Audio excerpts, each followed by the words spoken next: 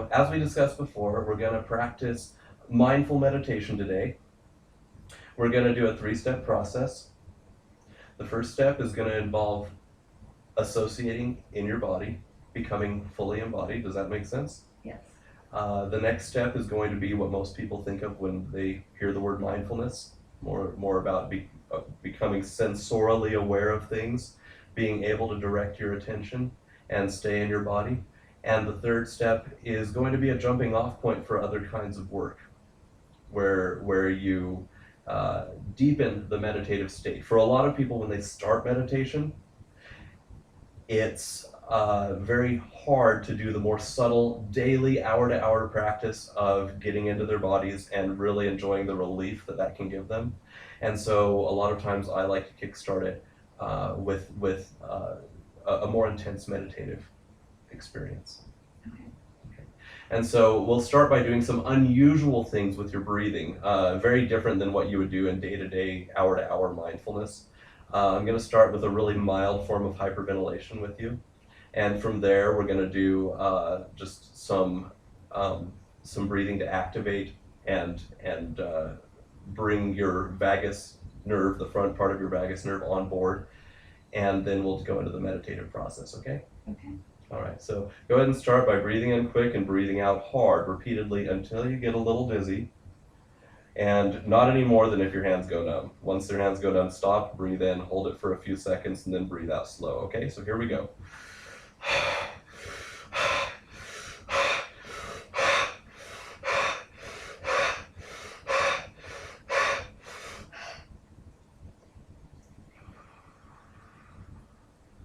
Breathe out nice and slow. Restore the carbon dioxide balance so that the oxygen goes back to your brain.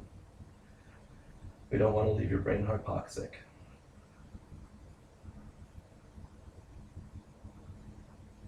Keep going now. Breathe in, hold it a few seconds at the top.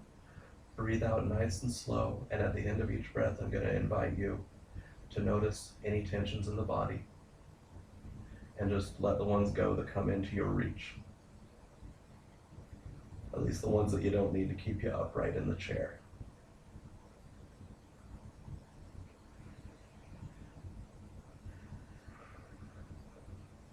Now there's a few things going on. I'm going to explain as you do it, okay? Part of what we're doing here is restoring the natural flow between your sympathetic and parasympathetic nervous systems. And with that, the heart rate typically starts to follow the pattern of your breathing. Heart rate variability becomes more locked on, more engaged. A great contrast to the anxious state where a lot of people might be breathing very short and yet having a very hard, fast heartbeat, or if they go into complete vagal shutdown where their heart rate goes way down and below normal. So this is normal heart rate variability, normal sympathetic and parasympathetic flow. So go ahead and keep doing that. Breathe in deep. Breathe out slow.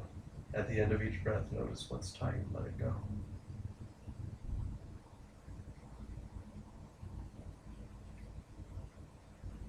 And every now and again, while somebody's doing this, they might start to have some of their aches, pains, and tensions arise, become actually a little more apparent. That's okay.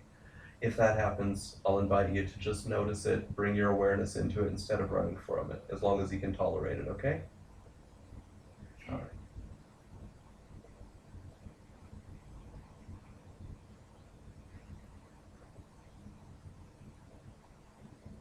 Now what I'm going to invite you to do next, Amanda, is keep breathing and pay attention to the sensation of being in the chair, especially where your seat connects with the seat you're sitting in. If for any reason there's tension around the sit bones area and the pelvic floor, go ahead and let that go. Helps get you greater access to connecting with the rest of you. And we're going to do a very simple version of the body scan. First, before we body scan, I'd like you to imagine that as you breathe in, the air fills your lungs and you can see it. And as you breathe out, the air spreads through your entire body so that you can feel what it's like to have the air spread into your fingertips, the top of your head, the bottoms of your feet. And just hold the image until you can feel the real felt sense of you. We're engaging your proprioceptive system. Having the proprioceptors on is a really important part of getting more out of your meditative experience, getting actual relief, actual dynamic flow within your nervous system, and flow in other areas and systems in the body.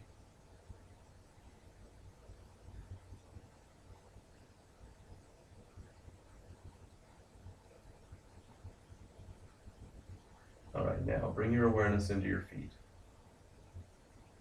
Notice the real felt sense of your feet.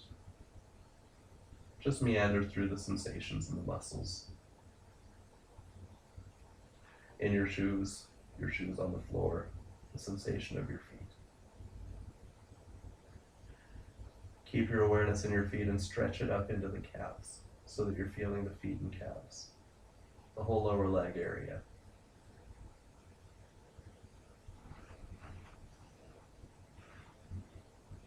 Noticing the sensations in the lower legs. Keep on breathing and bring the sensation up into the knees and into the upper legs. Just feeling the feet, the calves, the lower leg area, the knees. Feeling the upper legs, the thighs, the hamstrings, the quads, and breathing.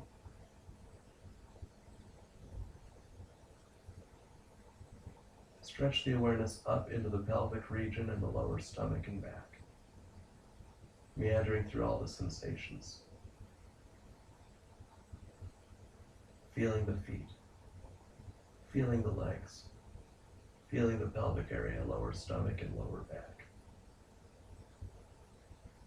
If any particular area brings feelings of tension or discomfort, go ahead and bring your awareness into the discomfort for a while. Give it the attention that it's asking for.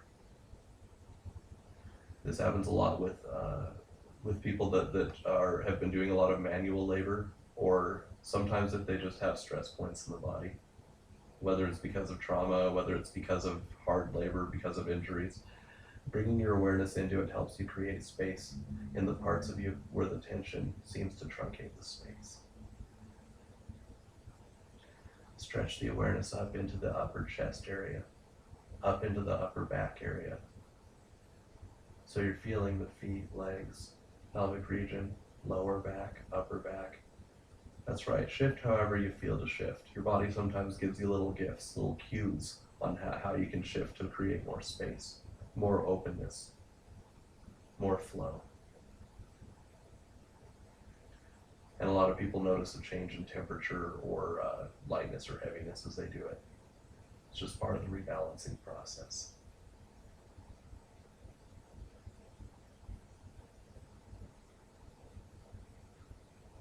Stretch your awareness up into your shoulders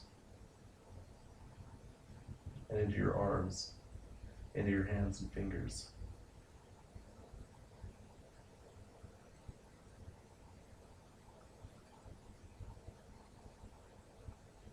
Bring your awareness up into your head, the jaw, the face, the ears.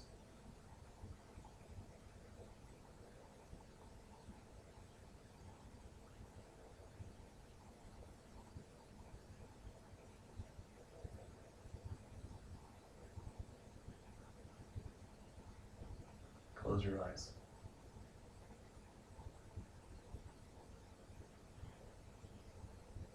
Feel the whole body.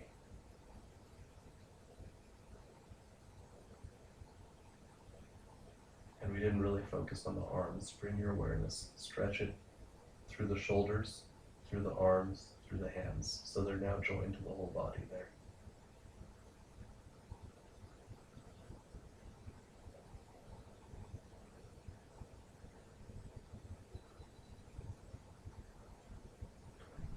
Okay, Amanda, from here we're going to go to the next phase. Go ahead and stay in your body. And for this one, I'll ask you to close your eyes again. And I'm going to invite you to notice the places where there's the greatest silence in this room. Whenever sounds come up from the outside, from other things, I'm going to invite you to notice from the vantage point of your body, where you're sitting in this moment, right now, in that chair, where the silence is, where it peeks through it, between the sounds. The silence that wraps itself around everything that is, all the sounds that come up, the silence that allows them to be noticeable.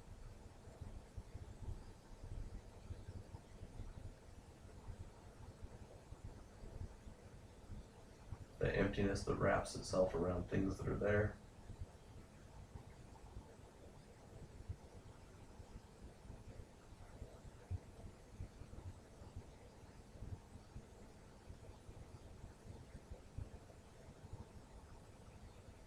And if you feel any feelings of irritation from sounds that come up, just notice it, acknowledge it.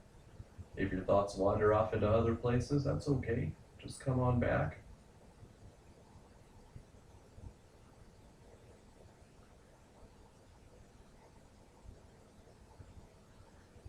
And part of the reason why I'm inviting you to notice the stillness, the silence around everything, the emptiness around all the stuff that is that in this world we need things to have space, to move things, to create things. The creative capacity of humans comes alive in open space. If you notice any discomforts in your body, go ahead and pay attention to them. Give them the attention they're asking for. But notice them non-judgmentally.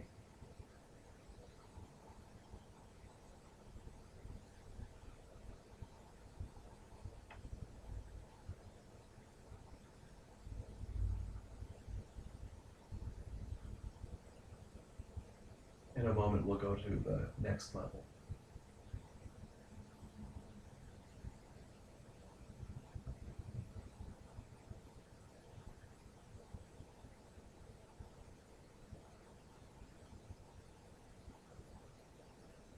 Okay, next level.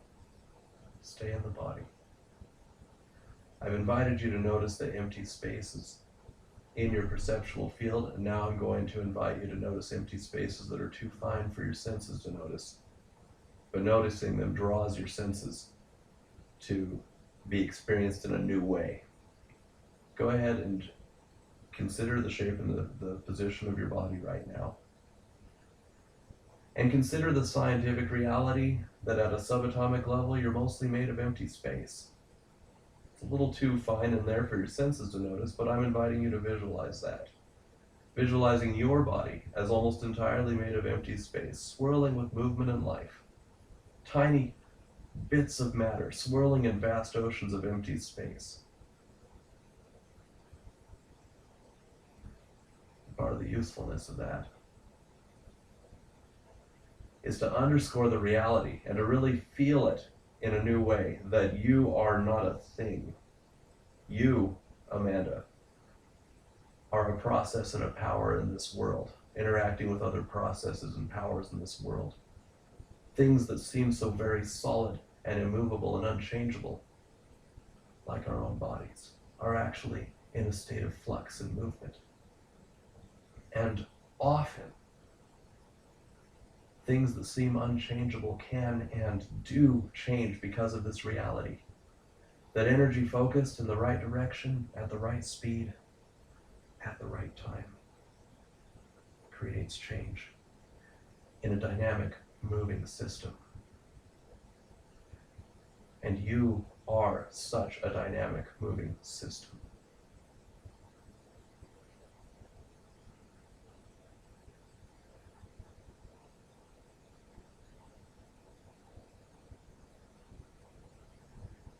Fact is, Amanda, we live in parts. And those parts are sometimes in conflict.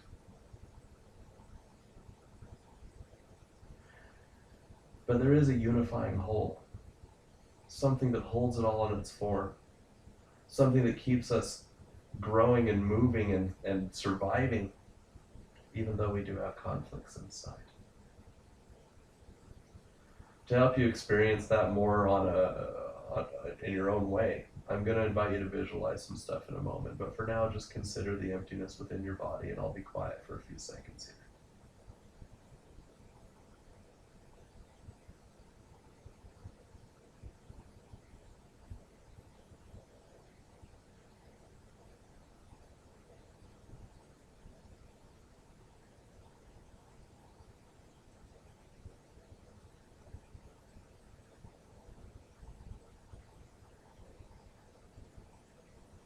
Try to move however you have to, move however you feel to.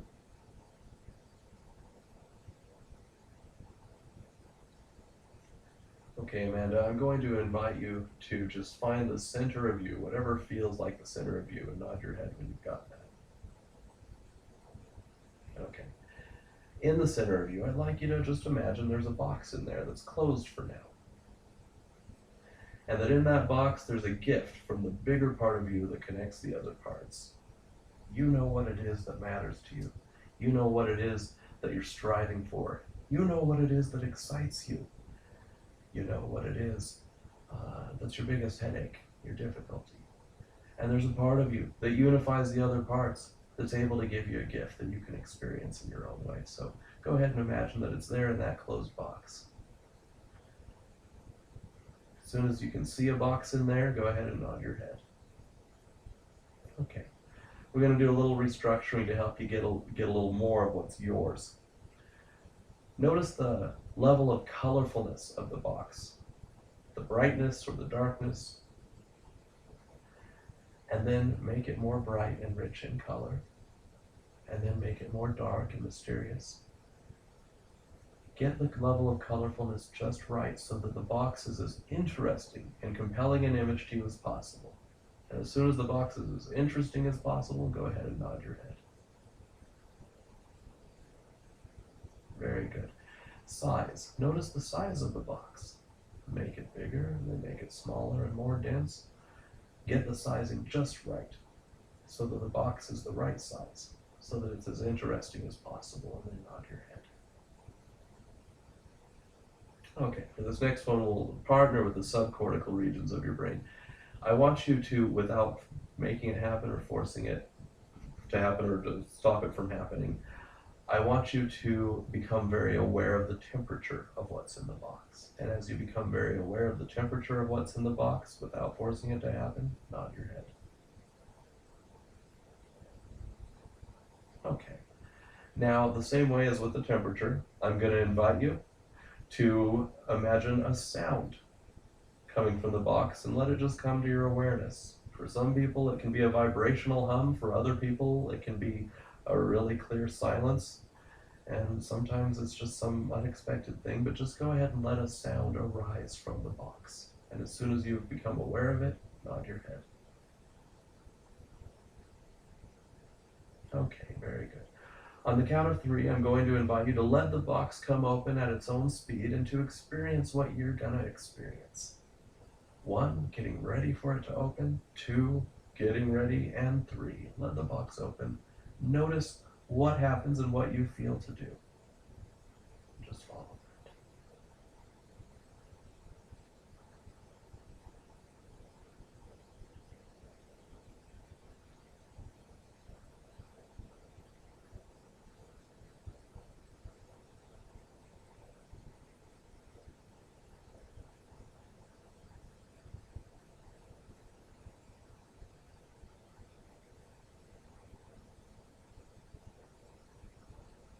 And as soon as you're ready, but not before,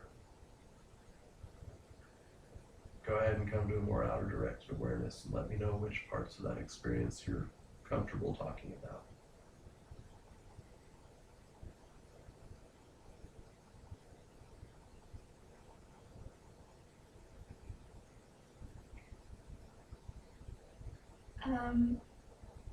The part that stuck out to me most, well, besides the box, which I'm a pretty visual person, so I am able to visualize that box pretty strongly, but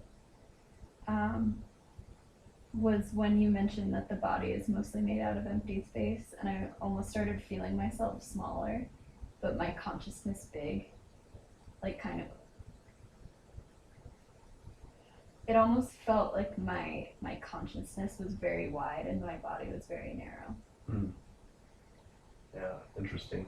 Imagine the implications for pain control. For a lot of people, pain control, or when they've just had some really heavy trauma processing, being able to find that differentiation in space that's, I mean, granted, it's not what you've experienced in the physical world, but to actually start to get relief while staying in their bodies, it's a really big deal. Yeah. Without running from the pain. Yeah. And then the other thing is that I pictured my box very warm, almost hot, like almost uncomfortably hot. But especially as someone who's cold a lot, it almost warmed me up just like imagining touching it. Which is a pretty cool resource to be able to tap into, especially as someone who's uncomfortable feeling cold. Right. Yeah, it's the power of your limbic system. Yeah. How glorious is that? Yeah, and if we later do some somatic resourcing, a lot of times people are able to enjoy greater comfort and adjustment in their body, just accessing some of that power. So there's actually warmth involved there, huh? Yeah. Or a feeling of warmth. Mm-hmm. All right. Well, thanks for doing this with me. Hopefully you found it helpful as in your professional practice and the stuff you're doing. Till now, we'll end it. All right.